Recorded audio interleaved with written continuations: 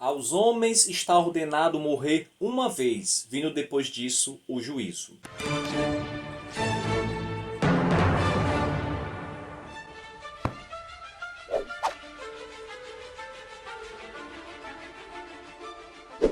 Fala pessoal, bem-vindos ao canal Ler é Preciso. Eu me chamo José Bis Lopes. Hoje falarei sobre o livro O Purgatório, o que a Igreja ensina, do professor Felipe Aquino. Esse livro é publicado pela editora Cleofas e inclui também o Tratado do Purgatório de Santa Catarina de Gênova, de 1510. O professor Felipe Aquino, a área dele é engenharia mecânica, ele é doutor em engenharia mecânica pela Unesp. Interessante aqui também que diz que ele recebeu do Papa Bento XVI o título de Cavaleiro da Ordem de São Gregório Magno, em fevereiro de 2012. Confesso que não sei o que isso representa, mas com certeza deve ser uma grande honraria nos arraiais, né, do catolicismo romano.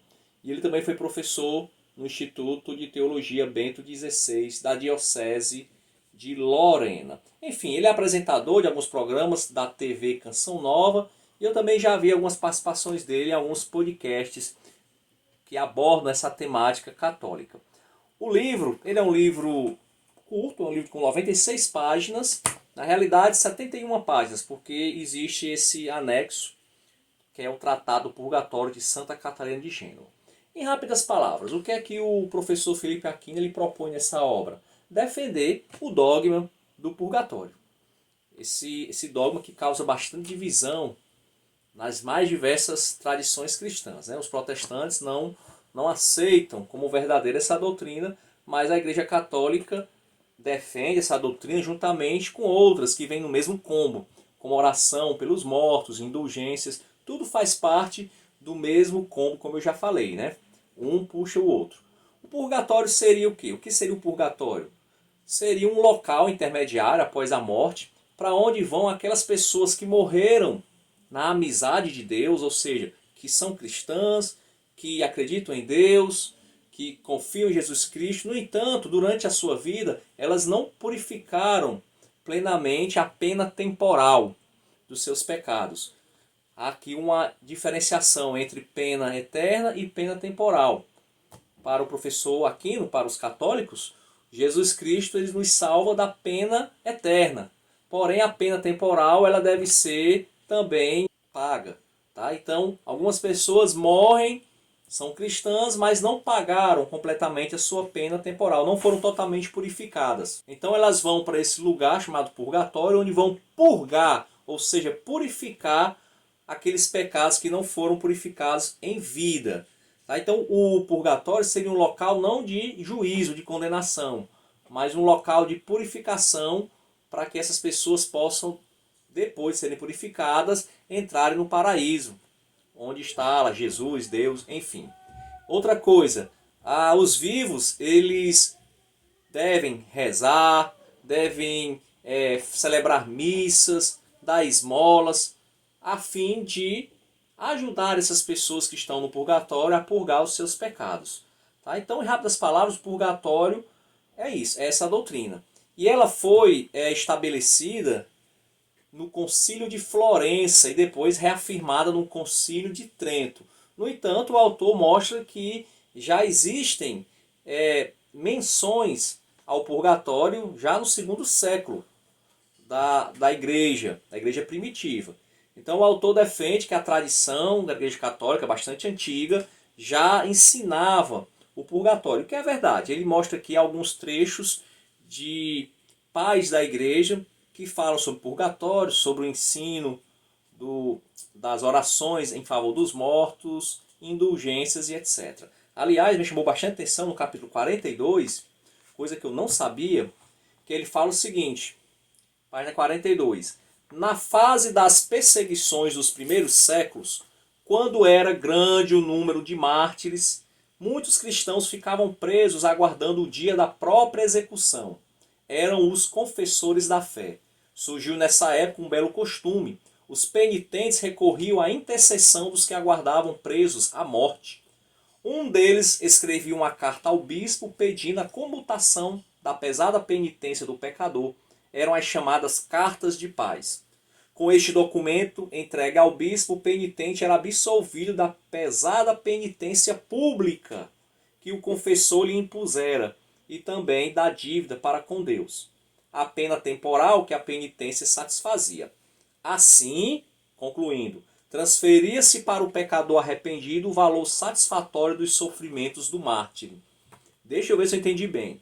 Então eu, Josébis Lopes, cometo um pecado, confesso, e aí o padre, o bispo, enfim, ele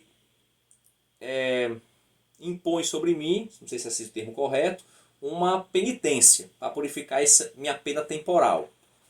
E antigamente era bem pesado, hoje está mais leve, mas no começo da igreja era bem pesada essa penitência. Então eu sei que o João está preso lá no calabouço, o Império Romano vai jogá-lo às feras. Então eu vou, visito esse irmão que está preso e faço uma comutação, ou seja, o sofrimento daquele irmão que vai se tornar um mártir, ele vai ser, aquele mérito dele vai ser transmutado, comutado para mim. Então eu não preciso mais pagar a penitência porque os sofrimentos daquele mártir já pagou a minha pena temporal. É isso mesmo que eu entendi correto. Se tiver algum católico romano estiver me ouvindo, diga aí se eu estou entendendo corretamente ou não. Porque se for isso mesmo, que absurdo, viu? Me desculpe.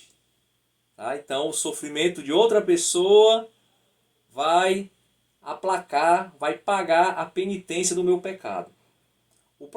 O ato de se ter uma penitência para mim já soa absurdo, porque Jesus ele pagou a nossa pena. E outra pessoa pagando é mais absurdo ainda, na minha opinião.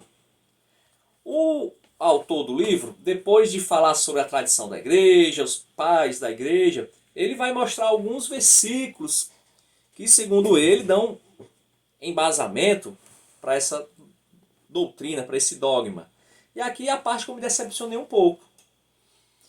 Ele mostra alguns versículos e eu pensava que ele ia fazer exegese dos textos, ia mostrar, mas não tem, gente. São argumentos bem frágeis, com exceção de um, que vai ser o último. Mas o primeiro argumento que ele usa é Mateus 12:31. Blasfêmia contra o Espírito Santo. Que Jesus diz que todo pecado será perdoado. Porém o pecado, a blasfêmia contra o Espírito Santo, não será perdoado nem nesse mundo, nem no porvir. Aí o autor argumenta-se que se no porvir não será perdoado o pecado contra o Espírito Santo, então quer dizer que outros pecados podem ser perdoados. Purgatório. Gente, dá licença, né? Isso é um argumento fragilíssimo. Jesus aqui ele não está falando nada de purgatório, ele está falando de quê? Da gravidade de se blasfemar contra o Espírito Santo, que é um pecado sem perdão. É isso que o texto está falando. Não está falando nada de um estado intermediário, onde você vai purgar seus pecados. Isso aí é forçação de barra. O outro texto, 2 Macabeus, capítulo 12, 39 e 45, que mostra a oração e sacrifício pelos mortos. Gente, Macabeus nem inspirado é. Eu sei que os católicos não vão concordar, mas ele não faz parte do cânon do Antigo Testamento. Por isso que a igreja protestante não considera ele como livro inspirado, que ele foi acrescido só na Septuaginta. Tá? Foi um livro escrito depois que o cânon do Antigo Testamento já estava fechado. Então, nem protestantes, nem judeus aceitam esse livro por N questões. Tem muitos erros lá, enfim. Teria que ter um outro vídeo só para falar desses textos que os protestantes chamam de apócrifos. E os católicos, se eu não me engano, chamam de deuterocanônicos. Enfim, eu não vou nem comentar isso aqui, que muito provavelmente essa prática aqui de Macabeus, eles aprenderam com algum povo pagão lá da época, porque não há menção nenhuma em outro texto do Antigo Testamento, inspirado por Deus, que fale sobre oração aos mortos. Lucas 12, 58 a 59. Lucas 12, 58 a 59. Olha só o que é que diz o texto. É outro texto que o autor utiliza para dar embasamento ao purgatório.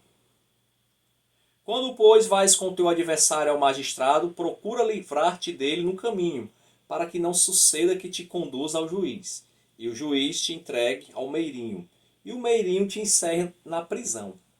Digo-te que não sairás dali enquanto não pagares o derradeiro ceitil.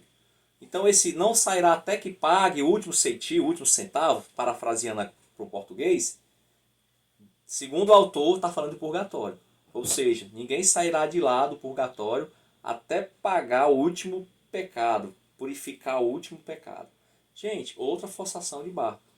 Jesus está falando aqui sobre você se reconciliar urgentemente com o seu próximo. É isso que ele fala. Ele fala aqui, ó, quando pois vais com o teu adversário, ou seja, reconcilie-te logo para que não aconteça isso. Em nenhum momento Jesus está falando sobre a vida após a morte. Então, forçou a barra demais. Os dois textos, que um é mais ou menos e o outro realmente é complicado de se interpretar, são 1 Coríntios, capítulo 3. 1 Coríntios, capítulo 3, que é sobre os fundamentos, né? O edifício construído no fundamento que é Cristo. Dos versículos 10 ao 15.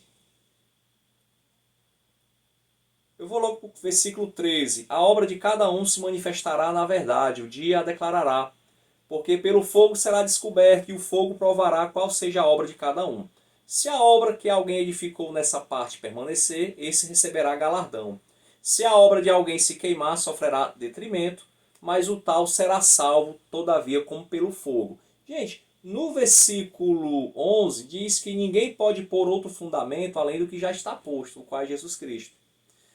Aqui Paulo está falando de salvos. Todos aqui são salvos. Porém, alguns vão ter um galardão. Essa questão do galardão, ele é complexo, é polêmico, nem todo mundo chega num acordo. O que seria esse galardão? Pessoas que fazem a obra do Senhor com diligência, né, com sabedoria, com afinco, e outros que fazem relaxadamente. Então, haverá uma perda para aqueles que fazem a obra do Senhor desleixadamente, sem afincos, sem realmente uma boa intenção. Ela será salva, como pelo fogo. Se a gente usar aqui um ditado que é muito famoso do Nordeste, é escapará fedendo, né? Aliás, talvez esse salvo como pelo fogo, talvez, seja um ditado popular da época. Mas assim, não dá base nenhuma para se imaginar que Paulo esteja falando de um lugar intermediário, onde a pessoa vai purificar seus pecados. Então veja que, ao meu ver, é muito frágil esses versículos para dar essa ideia de que há um purgatório. Interessante que nem o livro de Apocalipse, que fala sobre o final dos tempos, sobre os mortos que irão ressuscitar, nem Apocalipse fala sobre purgatório. Não é de se estranhar isso, uma doutrina tão cara aos católicos romanos, o livro de Apocalipse não fazer nenhuma menção a respeito de tal lugar.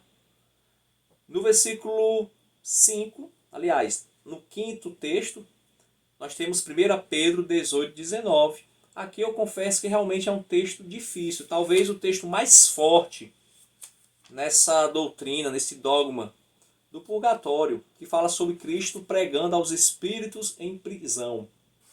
Olha só, 1 Pedro, capítulo 3, versículos 18 e 19. Porque também Cristo padeceu uma vez pelos pecados, o justo pelos injustos, para levar-nos a Deus, mortificado na verdade na carne, mas vivificado pelo Espírito, no qual também foi e pregou aos espíritos em prisão. Gente, uma coisa que é bem interessante no cristianismo é que nenhum dogma, nenhuma doutrina pode ser embasada em um versículo isolado. A Bíblia é um todo.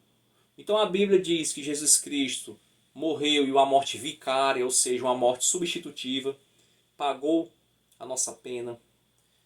Cristo, ele se sacrificou uma vez por todas, como diz lá em Hebreus, é como sumo sacerdote, que uma vez só se sacrificou por nós.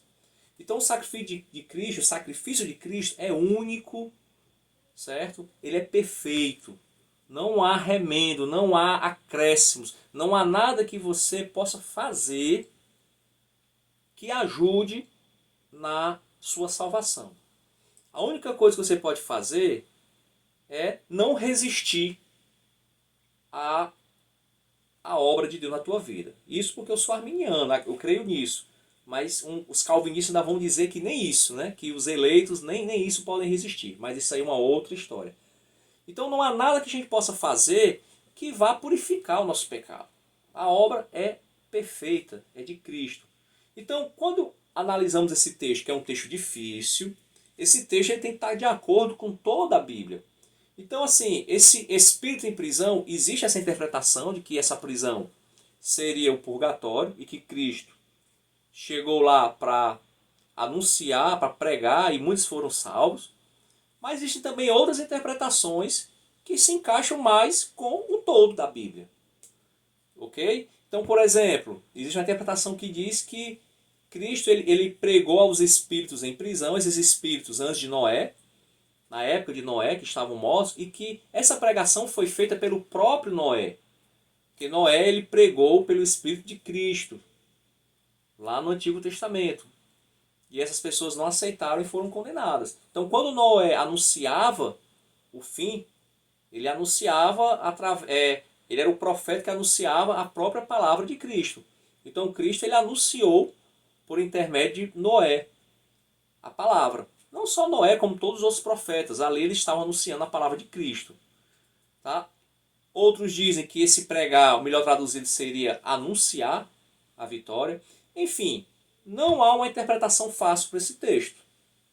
Eu também entendo, confesso que não é um texto fácil.